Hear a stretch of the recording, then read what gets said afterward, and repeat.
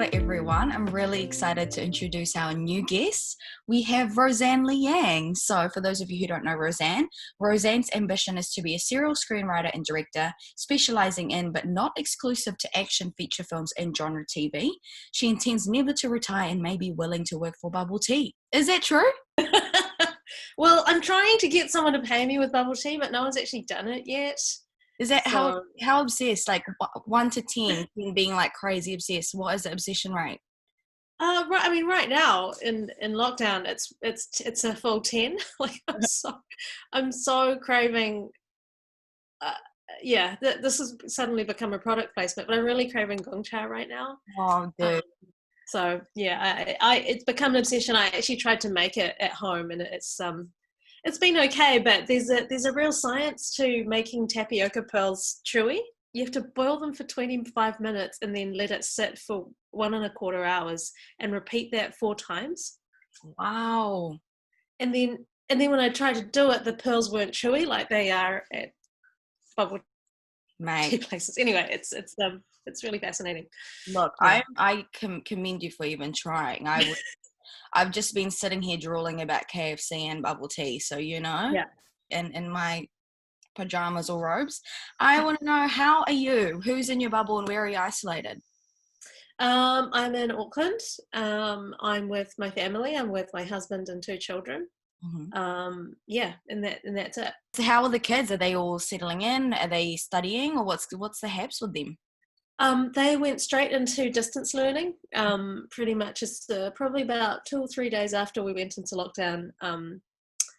I was in Wellington, finishing my movie. We had 2 weeks of a sound mix to go, and as soon as the Prime Minister announced level 3 and 4, we got sent home.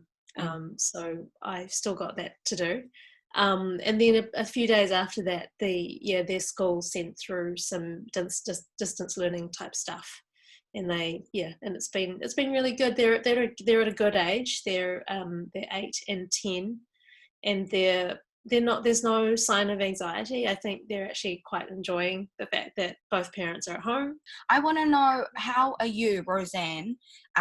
Like, who are you right now when our practice is basically on pause? Like, what's in your breathing space? How are you as a human surviving right now?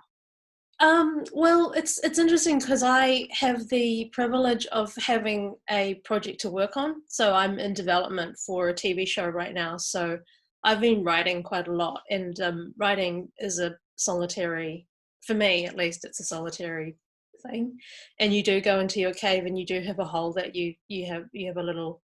I see it as a trench you dig yourself into, and then you sit in that trench for hours and write, and you come out of your trench for meals or to deal with the children, but then that time down in the trench is very solitary and is necessarily solitary for me.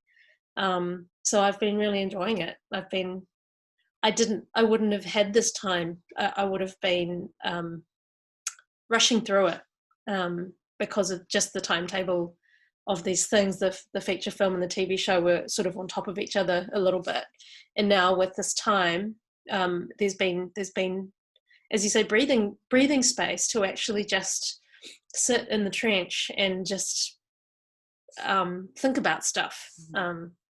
And it's been, for me, and I acknowledge my privilege here because I'm safe. I'm with my family. There's enough food and everything. It's been a blessing, actually, this time to develop work. Yeah, absolutely. It's almost like we've been given not necessarily extra time, but just a bit more flexibility, eh? Yeah. Mm. Yeah, with a lot of the time with this world that we're in, it's sort of hurry up and wait, and it's the hurrying up that I think sometimes is not conducive to good work. Mm-hmm. But it's no one's fault. I'm not complaining. I'm not saying that if this hadn't happened, obviously that would be the better situation now, because people are now left without work, without any job security, without knowing when their next paycheck is coming. Some people in our industry thought that they were going to have a job for years on larger international productions, and that's been taken away from them. And I much rather that hadn't happened. But now that it has happened on a personal level, I think that there are some silver linings. Mm-hmm. just as you say, through practice, through our practice as creatives. When Roseanne is not making bubble tea or writing, what does Roseanne do? Um, I, I have to do something. Like I have to tidy my room. You decluttering your space, like Yeah, Marie Kondo? yeah, I've been decluttering. I've been making the children declutter their rooms. I've been doing, I've been like I don't know. I don't do nothing. If I do sit and be still, I'm meditating. I love that. So so that's a like a willful nothing doing, but it's actually not nothing. It's meditation practice. It's funny. The meditation has kind of gone off kilter as well because it's like exercise where you know that it's going to be great when you do it and you're going to feel good and it's good for your body and it's good for sleep and it's good for everything about you. But then something about you resists doing it and you just don't feel like it. You just don't feel like meditating. And maybe I don't feel like meditating because I want to read the news, because there's this kind of feeling of menace or unease that the world's going to end Mm-hmm. tomorrow, or I'm going to wake up and I'm going to read something on my phone and something even more awful will have happened. Mm-hmm. So maybe that it's that kind of feeling of unease that's stopping me from meditating properly. Mm-hmm. But I never do nothing. And maybe that could be a problem, because doing nothing comes with a negative feeling. It's been so fascinating hearing from you, and I'm really glad you're doing well. I'm really glad that things are good in the whare of Roseanne Liang.